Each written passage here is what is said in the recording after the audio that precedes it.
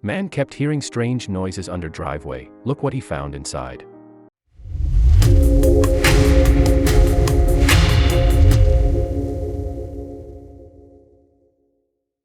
Inspecting the damage he had just done and thinking that his day couldn't get any worse, he knelt down in the driveway and peered underneath his car. But just as he was about to take a closer look at the concrete pavers, he heard the sickening sound that made his heart drop in his chest. What had he found? When buying a new house, you never know what you're getting yourself into. But 37-year-old Simon Marks just couldn't resist when he found a house for a bargain price in Luton, England. With the paperwork quickly signed and the transfer already underway, he never questioned why its owner was in such a hurry to get rid of it. A few months later, Simon excitedly unpacked his boxes. He was eager to spend the first night in his new home. After a tiring weekend of hauling his belongings back and forth, he climbed into bed exhausted. Calculating the distance of his new, and much shorter, commute to the office, he gleefully set his alarm for 8 a.m. But while he lay in the darkness, he heard a strange sound. Trying not to breathe, he listened intently. And then, he heard it again. It was coming from outside. It was a dull and muted sound, like gravel scraping on metal. Curious, he got up and poked his head out the window, scanning the garden below. But nothing moved. All was silent again. Shrugging his shoulders and climbing back into bed, he had no idea that something was shifting under his new home. The next morning, Simon threw his black Vauxhall Zafira into reverse. But instead of backing out of his driveway, the car lurched forward. Cursing, he tried again, but the wheel seemed to be caught on something. Revving the engine until the car jumped backward, he let out a sigh of relief. But when he got out to see what had been stuck under the front wheel, his stomach dropped. Kneeling down to take a closer look, Simon saw that the pavers of the driveway had cracked. And then, right before his eyes, the driveway began to give in. He jumped back as the pavers broke with a sickening snap, then the concrete crumbled and fell into the earth. But as the dust began to settle, the crack in the ground revealed something truly unnerving. Now, Simon knew that his house had been built in the 1970s by the elderly couple who had lived there previously, but this definitely hadn't been on the house plans. When he was sure that it was safe to put his weight on the surrounding pavers, he lay down on his stomach and inched forward. Seeing a glint of something in the earth, he fetched a trowel and began to dig. The dirt gave way easily and soon he could see a piece of metal sticking out from the soil. He uncovered it with his hands until he was able to get a grip on it, and then he pulled with all his might. But the rusted piece of metal wouldn't budge no matter how hard Simon pulled. He decided to try to dig around the mysterious object to free it from the earth.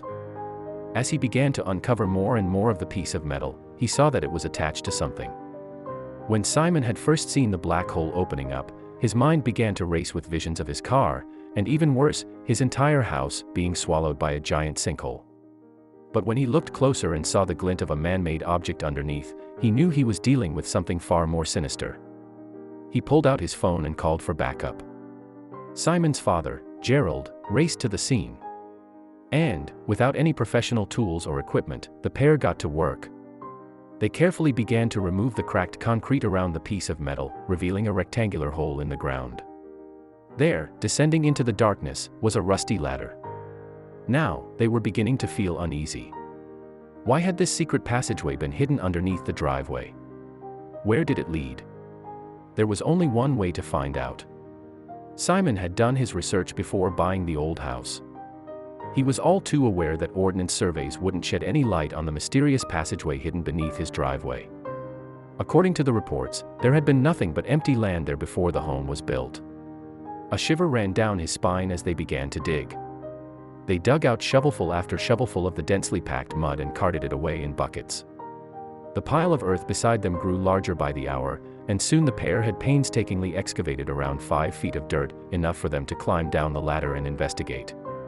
And what they found would shed some light on the house's eerie past. As Simon climbed halfway down the ladder, a strange feeling crept over him. He didn't want to go any further. What if it wasn't safe? He ran back to the house to fetch his selfie stick. With his phone firmly attached, he lowered it into the hole. On the phone's screen, he saw that the underground passageway was hiding 2 rooms. Gerald thought he knew what they were looking at immediately, but they had to be sure. Simon had purchased the property in question for around $500,000.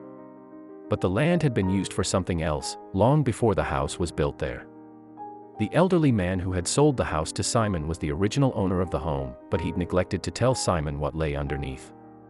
The sounds he had heard the night before had been the earth finally giving way under the driveway as it fell into the secret room. Simon and his father stopped digging and began to do some research of their own. They looked up the plot number and then things became apparent very quickly. Prior to the previous owners of the house, this plot of land had stood empty. But Gerald quickly pointed out that the land was situated in a strategic place in the town. But even more telling was the period in which the house had been built. "My dad saw it and instantly said it's an air raid shelter," Simon said. "We Googled it and found there are quite a few in this area." After conducting some research, Simon found out that the shelter had been built during World War II. The previous owner must have known it was there, and when he built the house and put a garden in, he must have filled it in, Simon told the reporters. In 1938, during World War II, a man by the name of Sir John Anderson was tasked with preparing the county for war. It was his duty to come up with a strategy to protect Britain's citizens from the impending onslaught and the bombings that he knew was coming. So, he devised an ingenious plan to ensure the civilians' safety. Sir John Anderson and his team of engineers planned and helped to create cheap and simple underground shelters that could easily be buried in people's backyards. The close proximity meant that British citizens could seek shelter at a moment's notice. These structures' walls were constructed from lightweight and flexible metal, a better alternative to concrete. Over 2 million of these bomb shelters were scattered around the country. But what Simon had found was not one of these. Just by looking at the chamber that Simon had found, Gerald could immediately tell that it wasn't an Anderson-designed bomb shelter. But it had indeed been built around 1938, not long after a bomb landed in the area near Luton. Citizens in the area were frightened when they learned that their small city was now a target. They had to find a better way to stay safe. The community came together and quickly devised a plan to create a community shelter that was built to better withstand the air raids.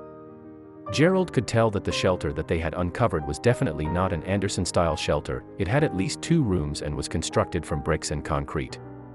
And, as Simon and Gerald dug deeper into the shelter, they uncovered some unusual artifacts. In one of the hidden rooms, Simon and Gerald found a newspaper clipping. The Herald newspaper dated from the days of World War II, and one of the headlines read, "Luton Airport, is this the end?" while other articles detailed the goings-on of daily life in the war-torn country. This artifact offered a rare glimpse into British life during the war, but it wasn't the only relic they found. Simon and Gerald also found evidence that proved that the bomb shelter had once been stocked up with food and water to sustain the people who hid there. After all, people who were held up in underground shelters could be stuck there for days at a time. "It's incredible to think it has all been made by hand," Simon later told reporters. The concrete walls of the underground shelter had been reinforced by brick and mortar, which created a further buffer to protect it from the raids from above. But even after Simon and Gerald had finally unearthed the monumental discovery, their work still wasn't done. "It's been a case of dig, dig, dig.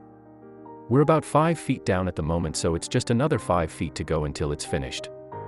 I think we're going to have to get a skip in because there's so much rubbish to get rid of," Simon stated. Then, the pair made another discovery. One of the walls has been bricked up. "I'm 90% sure we won't find out any more rooms, but we don't know. They might have bricked up one of the walls when the house was built to make way for the foundations," Simon told reporters. "If that's the case, we'll just have to leave it," he added. But it wasn't long before the discovery went viral. As Simon and his father continued to dig, news reporters and neighbors began to flood into his front driveway just to get a look at the amazing and historic discovery. But Simon didn't care much for all the attention he was receiving. His concerns lay elsewhere. He didn't spend hours digging up his driveway for fame. Simon felt that it was important to let the world know about his discovery, but not for notoriety. He feels that he has an obligation to his country's rich history. He didn't want this piece of history to be forgotten. He wanted the air raid shelter to be preserved for future generations. So, what does he plan to do when the shelter has been completely cleared? Simon and his father plan to restore the shelter and preserve it. They hope that it will be declared an important and historical monument. They believe that just because the war is over and long past, that period in time should never be buried and forgotten. They hope that future generations will visit the shelter and catch a glimpse of an important part of history.